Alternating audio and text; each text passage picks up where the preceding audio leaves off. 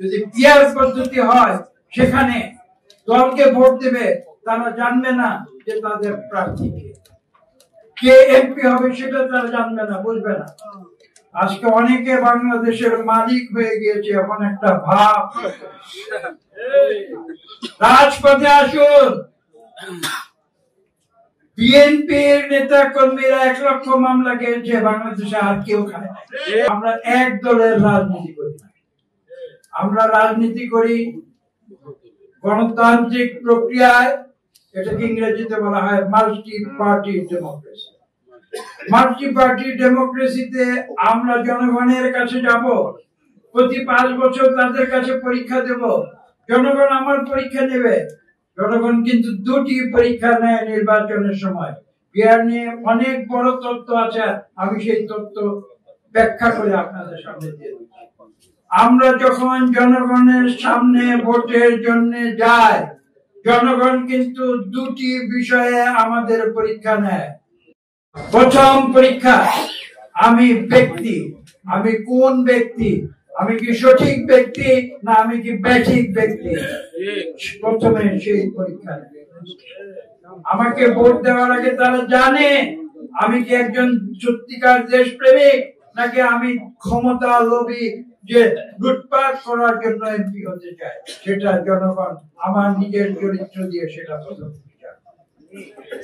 তারা দ্বিতীয় একটি পরীক্ষা নেয়, আমি কোন দলের প্রতিনিধিত্ব করি এবং সেই দল কি সত্যিকার ভাবে বাংলাদেশের পক্ষের দল নাকি বাংলাদেশের রাজনীতির তারা সুযোগ সুবিধা তারা অর্জন করতে চায়। কাজেই গণতন্ত্রের পরীক্ষা শুধু দলের পরীক্ষা নয়। যারা পিয়ারের কথা বলছে তারা পলিটিক্যাল সায়েন্সের যে মূল কথা, সেই কথাগুলি তারা অনুধাবন করে তাদের। ইউরোপ, আমেরিকা, আপনারা দেখুন, আমেরিকা 250 বছরের গণতন্ত্র, সেখানে পিয়ার পদ্ধতি বলে কোনো কথা নেই। বিশ্বের গণতন্ত্রের কথা বলতে গেলে আমি যেটা বলেছি, ওয়েস্টমিনিস্টার গণতন্ত্রের কথা দেখুন, যেটা আমরা অনুসরণ করে থাকি। আজকে 1000 বছরের সাধনায় তারা সেই ওয়েস্টমিনিস্টারের গণতন্ত্র সৃষ্টি করেছে।